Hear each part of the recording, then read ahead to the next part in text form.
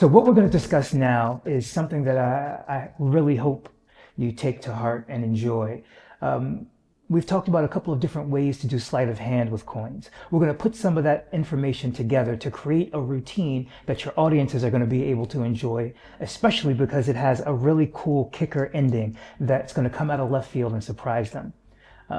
There are a couple of techniques that we'll discuss, a couple of sleight of hand moves that we're going to go over in detail as well. But in order to perform this, all you need is a single coin. I'm going to use the pirate coin for this. I'm going to start with the pirate coin in finger palm, meaning that I'm going to hold the coin in my hand between the middle and the ring finger. I'm going to curl the fingers in, turn the hand palm down so that when the hand turns palm down, the coin doesn't fall to the floor.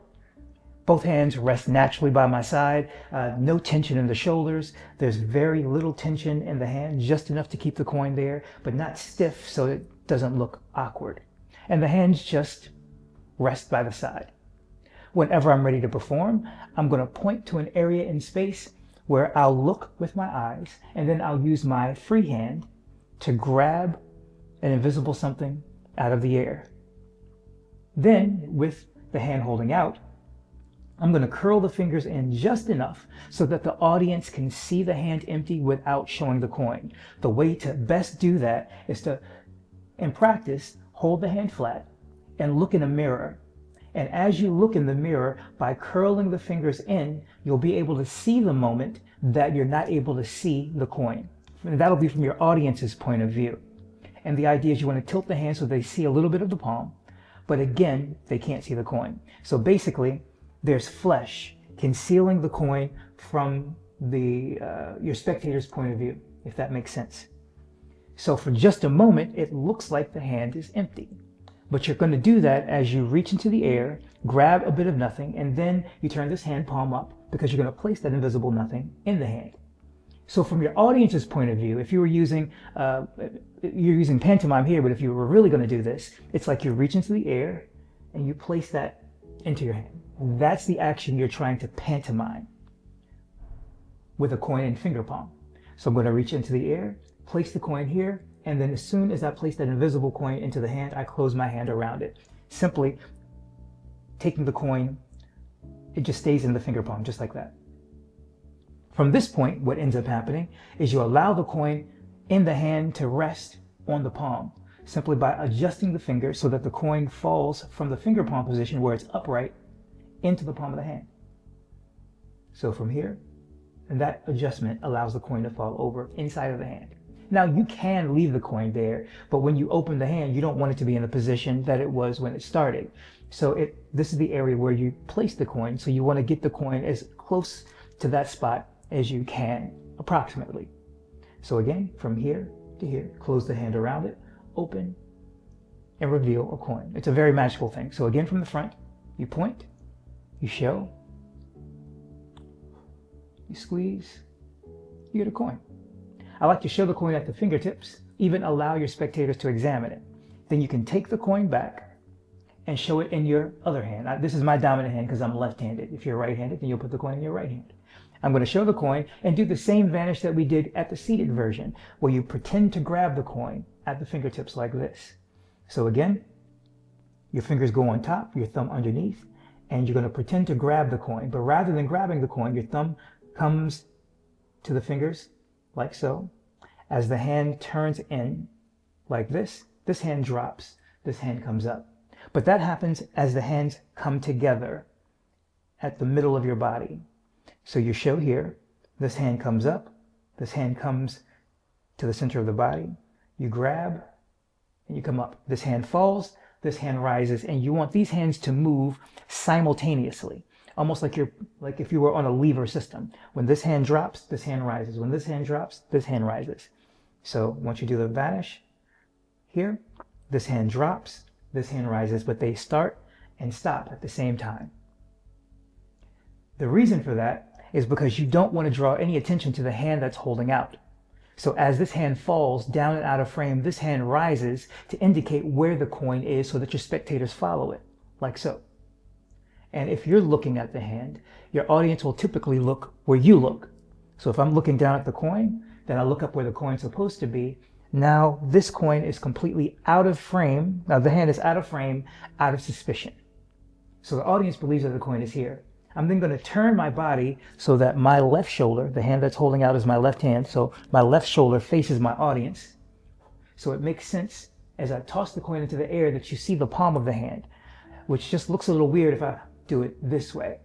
But if I take a step back on my right foot so that my left shoulder is forward, it feels a little bit more natural. It also helps for the next thing, because in a moment, this hand is going to drop down by my side. And once my hand is out of view, I'm going to do something sneaky. But the fact that my body is now covering my hand makes a lot more sense than if I did this and then my hand went out of the shot or out of your view. So I've taken a step back on my right foot, left shoulder's facing the audience. I've done the vanish by tossing the coin into the air. I follow it with my eyes. And then as this hand drops, my head follows. So from here, I come down. And it's almost as if I watch the coin fly through the air and land on the floor. And then it's going to look like I take the coin with my foot and then produce it from the shoe. So the way that looks, I toss, catch, like I stepped on it. You can do this little rub. And then as you lift the foot so that the sole of your shoe comes up towards your left hand, you're simply going to push this coin from the finger palm to the fingertips. Like that. But this is where things get a little difficult. I'm not going to lie to you. I'm going to tell you that this is going to take a little bit of practice because you have to do more than one thing at a time. Up until this point, you have a series of actions that you have to follow, but at this point, you're going to have to do two things at once. So the hard part about this is going to be not telegraphing that you're doing a second thing, because all of the focus should be on the main thing. The main thing here being that a coin goes into the air, lands on the floor, you grab it, and you produce it. But while that's happening, remember, this hand is now behind your body. And I'm going to turn towards the camera so you can actually see this from both here and from the mirror. So once I turn my body, I do the vanish, and I'm going to grab the coin from the bottom of my shoe by pushing it to the fingertips. The moment this hand goes down, it actually goes into the back pocket and it's going to pull out an object. Now, that object could be a wad of bills like I did in the performance. It could be your wallet. It could be a cell phone. It could be a jumbo coin. Anything that you want to produce here to do more magic with, a deck of cards even. That's going to sit in your pocket just like this. You're going to reach inside and you're going to grab it. Now, this isn't palming it, but you're literally holding it in your hand by placing your thumb on one side, your fingers on the other. In the back of your hand faces the audience as it comes back into view. So again, out of the pocket and then by your side. And that happens as you produce the coin. Now I'm going to turn back towards the audience. I'm here. I just produced the coin. Now I'm going to turn back towards the audience as I display the coin at the fingertips. And I'm going to hold that coin between the index finger and the middle finger, right at the tips of those two fingers. Because now we're going to do a technique called the thumb palm. This is basically the coin in the thumb palm. It looks as if the hands are empty, but the coin is actually trapped between the thumb and the side of the hand, like so. How do we get a coin into that position? Glad you asked. What happens is you're going to hold the coin, again, between the index finger and the middle finger, right at the very tips of the fingers. And what happens is you're going to leave the coin essentially in its space for just a moment. And you're going to turn the hand around the coin. And what I mean by that is you're going to turn the hand palm down. As you turn the forearm and the wrist, you'll notice how the coin stays in its same relative position as the fingers move around it. So as the hand turns palm down, the fingers curl, and now what you're going to do is you're going to squeeze with the index finger and middle finger against the palm, trapping most of the coin against the palm between those two fingers, but a little bit of the coin is going to stick out. You're then going to squeeze the thumb against the index finger side of the hand like this, which traps the coin right between them so that the fingers can then open. That's thumb palm. So again, index finger, middle finger, you're going to turn the hand around the coin, squeeze the coin with the two fingers against the palm so that you can then grab the coin with the thumb. That way the index finger and the middle finger can let go and you can open the entire hand. But remember, from this point, you've got that wad of bills held in your hand like so. So you show the coin between the index finger and the middle finger. You're going to turn the hand palm down, place the coin into thumb palm. At the same time, the back of the hand is going to go up from here to about here. As you open the hand, your hand here, my left hand will be your right hand, or the hand holding out, let's just call it that, the hand holding out, will come directly in front of the fist. Then the hand holding the wad of bills or whatever object you're trying to produce will turn palm up, the hand will open, and what you get is this really nice covering action. So they don't really see what the object is. You open the hand, and then you drop this hand as you kind of flex the fingers to indicate the object is falling from it. So when you put all of that together, it kind of looks like that. So again, an exposed view, you come in front, turn the hand palm up, open, and drop.